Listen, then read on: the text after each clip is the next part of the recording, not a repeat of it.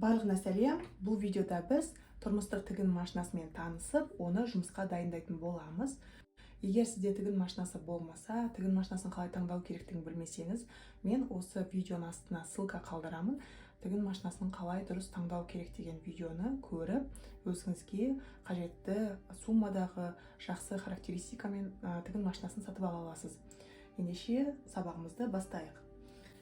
Тұрмыстық тігін машинасы осындай бір бөліктен және педальдан тұрады. Мен қазір тігін машинасын тоққа қостым. Және мына оң жағында бізде осындай батырма бар. Соны басу арқылы біз оны қосамыз. Мінекей, қостық. Ең бірінші мына тігін машинасының алдында тұрған селекторларға назар аударайық. Бірінші селектор бұл бізде тігіс түрлерін ауыстыруға көмектесетін селектор. Яғни қараңыз, біз мына селекторды бұрау арқылы мына кез келген тігіс түрін таңдай аламыз. Менде жалпы 14 түрлі тігіс түрі бар, одан бөлек ілмек жасайтын тігіс түрі бар. Жалпы алғанда 15. Енді мына А, Б, С, Д, Е, Ф, G-ға қалай ауыстырамыз? Ол түсінікті, иә? Мінекей, селекторды С-ға қойсақ, мінекей зигзаг тігісі болады. Д-ға қойсақ, мінекей зигзагтың үзілген, иә, үзік-үзік тігісі пайда болады. Селекторды ауыстырған кезде міндетті түрде ине жоғары жақта тұру керек. Егер ине осылай төмен түсіп тұрып, сіз селекторды ауыстыратын болсаңыз, инеңіз бірден сынып кетеді. Сол себепті де селекторды қай кезде ауыстырасыз? Ауыстырмай тұрып, инені көтеріп аласыз, содан кейін ғана селекторды ауыстырасыз. Енді мысалы мына G-ға ауыстырайық. Осылай кезек-кезек бұраймыз. Біз қазір мына жоғары жақтағы тігістерге ауыстыруды үйрендік. Енді астындағы тігіске қалай ауыстырамыз? Ол үшін біз мына тігістің ұзындығын SS-ке қоямыз. Мынау бізде тігістің ұзындығын анықтайтын селектор. Яғни 0 мен 1-дің ортасы, 2 мм, 3 мм, 4 мм. Ал мына тігіске ауыстыру үшін біз ұзындықты SS-ке қоямыз. Және мына селектордан біз қазір өзімізге қажетті тігісті таңдаймыз. Мысалы, D-ны алайық. Біз мына тігіске ауыстыру үшін тігістің ұзындығын SS-ке қойдық, қызыл түсті қызыл түске, содан кейін селекторды D-ға қойдық, мінекей D-ға. Сонда бізде мына астыңғы тігісті тігетін болады.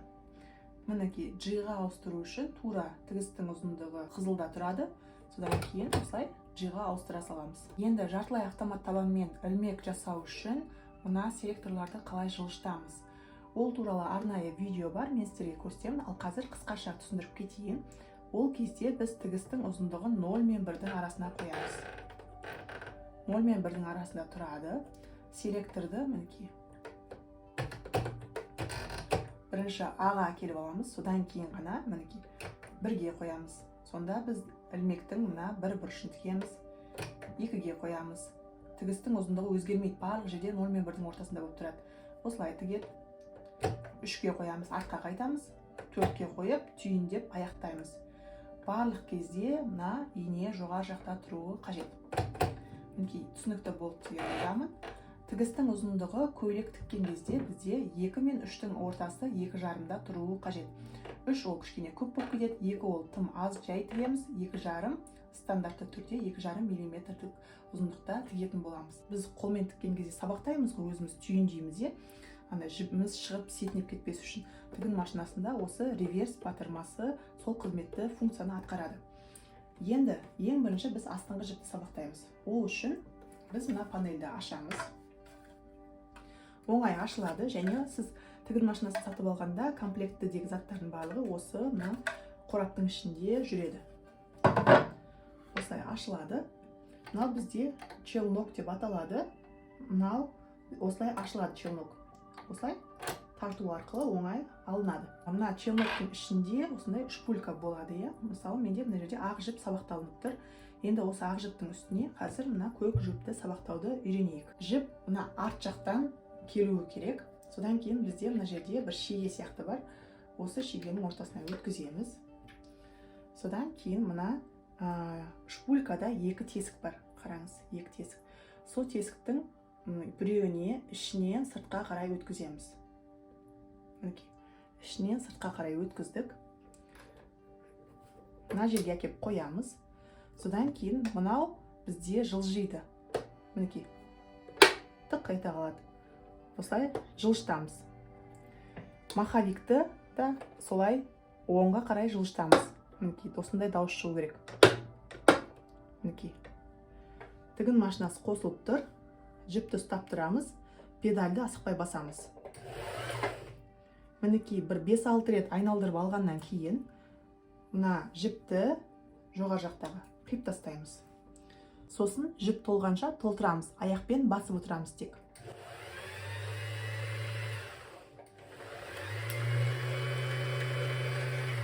Егер сіз жіпті сабақтау кезде маховикті оңға тартуды ұмытып кетсеңіз, ол осылай қимылдайтын болады тігін машинасы. Мына жақта ине әр айналған сайын кіріп шығып тұратын болады. Ол бізге қажеті жоқ, артық дауыс шығуының. Сол себепті де маховикті оңға тартып қоямыз. Жіпіміз оңай тез сабақталады. Енді аяқтағаннан кейін маховикті орнына әкелеміз. Мына жерде осылай солға тартамыз. Шпульканы аламыз, қайшымен қиямыз. Және осы кезде шпулька осылай сағат тіліне қарай, сағат тілінің бойымен осыны челнокқа осылай кіргіземіз. Сосын мына жерде челнокта осындай тесігі бар өзінің, сол тесіктің бойымен жіпті тартамыз. Мінекей. Жіп осылай тұруы керек. Тартқан кезде оңай тартылу керек. Енді инені көтереміз, челнокты кіргіземіз. Болды. Астыңғы жіп дайын, енді үстіңгі жіпті сабақтайық. Жіпті аламыз. Бізде мына жерде стрелкалар бар, сол бойынша өткіземіз. Бірінші, мінекей, тағы да жоғары қарай. Енді мына жақтағы темір кіріп кетсе, маховикті өзімізге бұраймыз, сонда ол шығады. Мінекей, сол жерден де өткіземіз. Сосын мына жерде тағы бір ілмек бар, содан. Ол ілмек дегенде сол жерден жіп өтіп тұру керек. Сосын мына жерде екі ілмек бар, соның сол жағындағысына өткіземіз. Жіпті иненің алды жағынан артқа қарай өткіземіз. Жібіміз өтті. Енді астыңғы жіпті жоғары жаққа қалай шығарамыз? Ол өте оңай. Маховикті өзімізге қарай бір рет бұраймыз. Мінекей. Осы әдіспен астыңғы жіп жоғары қарай шығады. Екі жіпті табанның астына өткізіп, арғы бетке өткіземіз. Панельді жабамыз. Мінекей, біз тігін машинамызды жұмысқа дайындап қойдық. Енді тігіп көрейік. Тікпестен бұрын мына панельге назар аударайық. Темір панельде бізде сандар сызылып, жазылып қойған. Бұл жерде 10, 15, 20, мына жағында да, сол жағында да 10, 15, 20 деген сандар бар. Ол дегеніміз мына инеден бастап 10-ға дейінгі арақашықтық 1 сантиметрді береді, яғни 10 миллиметрді береді деген сөз. Инеден 10-ға қарай 15-ке дейінгі аралық 1,5 сантиметрді береді, немесе 15 миллиметрді береді деген сөз. Егер біз тігу барысында матамызды осы 10-ның бойына қойып отырсақ, біздің тігісіміз тура 1 сантиметрлік арақашықтықта тігіледі. Соны тексеріп көрейік. Міне матаны тура 10-ның бойына қоямын. Инені осылай маховиктің көмегімен түсіремін. Табанды түсіремін.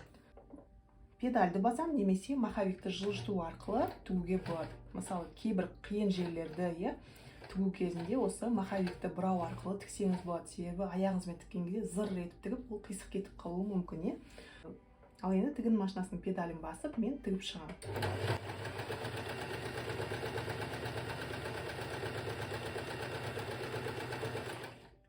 Тігісті аяқтап қалдым. Сол кезде мен сабақтау үшін осы реверс батырмасын басамын. Артқа қарай 2-3 рет айналдырам. Мінекей 2-3 тігіс жасадым. Енді реверсті жіберемін.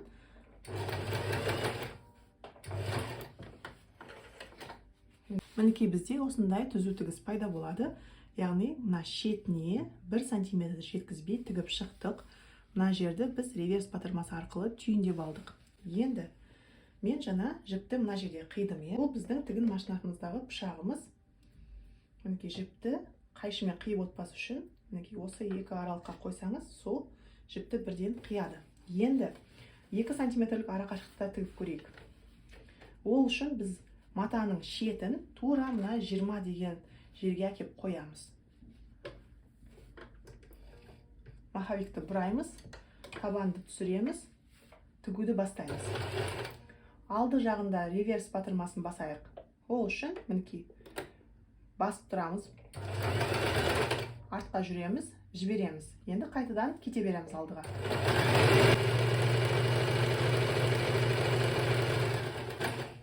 Соңында да реверс батырмасын басамыз. Табанды көтеремін, жіпті тартамын, сосын мына пышақпен кесіп аламын. Мінекей, екінші тігісте дайын болды. Енді біз түзу тігістен бөлек оверлок машинасы болса оверлоктаймыз матаның шетін, оверлок машинасы болмаса осы тігін машинасындағы зигзаг тігісін қолданамыз. Оны қалай қолданамыз? Ол үшін біз селекторды, мінекей ине көтеріп тұр, селекторды сыға қоямыз. Сізде ол қандай сан? Зигзаг, ең бастысы мына зигзаг тігісіне қоюымыз керек. Тігістің ұзындығын 2-ге қоямыз. Сонда біздің мына зигзаг тігісіміз өте әдемі шығады. Ине екі жаққа кіреді, зигзагтағанда. Сол оң жағы тура мына матаның шетінде жатуы керек, қараңыз. Мінекей дәлдеп қойып аламыз. Табан түсіреміз, тігуді бастаймыз. Реверс батырмасын басамыз.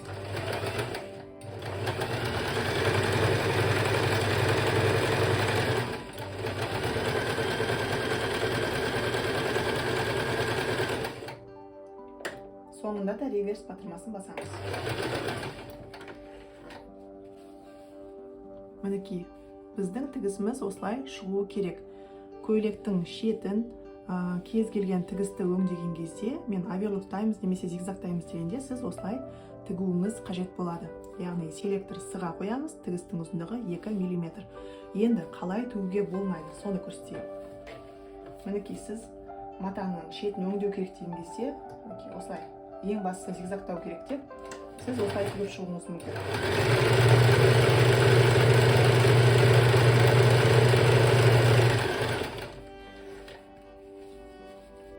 Мінекей, бұлай тігуге болмайды. Сіздің тігістіңіз мына матаның шетіне дәл жатуы керек. Мына шеті сетінеп кетпес үшін сол тігісті тігеміз. Сіз бұлай тіксеңіз, біріншіден матаңыз жиырылып қалады, қараңыз, орта жағы жиырылып қалды кішкене. Содан кейін өзінің функциясын, мысалы сетінеп кету функциясын атқармайды. Кейін жуу барысында ол осылай сетінеп кете беретін болады. Ал мына жерде жіп оңайшылықпен шықпайды. Енді мысалы қарапайым кез келген бір декорлық тігісті тігіп көрейік. Мысалы мына дының астындағы осы ирелеңдеген осы тігісті тігіп көрейік. Ол үшін біз тігістің ұзындығын өзгертеміз, қызылға әкеп қоямыз. Мына ине жоғарыда тұру керек, селекторды дыға ауыстырамыз. Және мына шетке тігіп көрейік бір сәндік тігіс ретінде. Ине түсіреміз.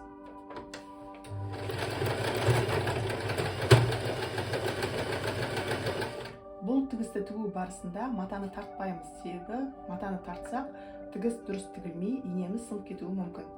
Матаны қалай бар, солай ұстап отырамыз.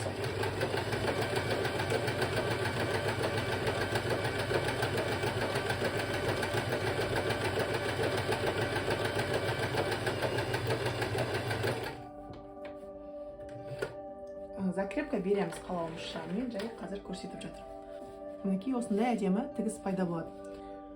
Осымен біздің сабағымыз аяқталды. Келесі видеода біз оверлокпен жұмыс істеуді үйренетін боламыз және ары қарай жалғастыратын боламыз.